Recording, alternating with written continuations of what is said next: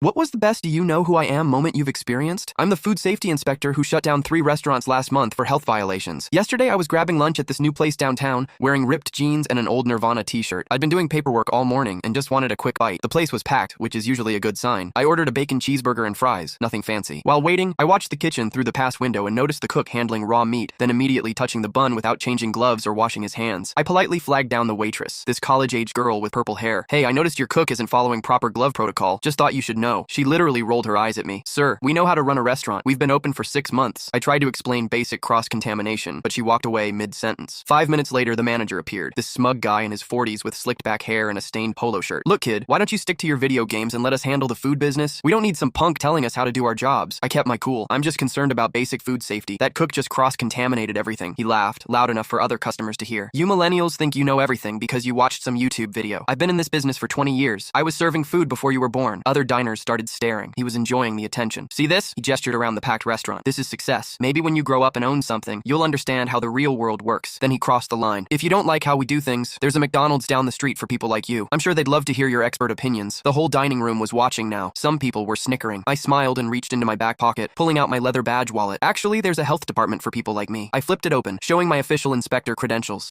His cocky grin vanished instantly. You're the inspector?" His voice cracked like a teenager. "Department of Health, City of Cleveland. And you just failed your surprise inspection. Congratulations." The color drained from his face. Wait, this is just a misunderstanding. We can fix whatever." I stood up, putting on my official voice. "I observed multiple violations. Improper glove usage, cross-contamination of ready-to-eat foods, and failure to maintain proper food handling protocols. I'll need to see your manager's certification and recent temperature logs." He started stammering. "Look, we can work something out. I didn't know who you were. The violations don't care who I am. Food safety isn't negotiable." The kitchen staff had stopped working and was now watching our conversation. The waitress looked mortified. I spent the next hour documenting everything. Expired dairy products sitting at room temperature, improper storage temperatures in their walk-in cooler, dirty cutting boards with visible food buildup, and staff members with no food handlers licenses. It was worse than I initially thought. Their walk-in cooler hadn't been properly maintained in months, running at 50 degrees instead of the required 40. Raw chicken was stored above vegetables, creating a contamination nightmare. The place was closed within 2 hours. I watched through the window as employees cleaned out their lockers. As I was leaving, I overheard the cook asking, "Wait, so who was that guy anyway?" The manager, now sweating through his polo shirt, replied, "The guy who just put us all out of work." My burger never came, but watching him explain to his staff why they were unemployed was oddly satisfying. The purple-haired waitress approached me as I headed to my car. "I'm really sorry. I should have listened to you." I handed her my business card. "There's a place across town called Rosie's Diner that's hiring. Tell them I recommended you. They follow proper protocols and they treat their employees well." She smiled gratefully. "Thank you. I really needed this job, but not if it means making people sick."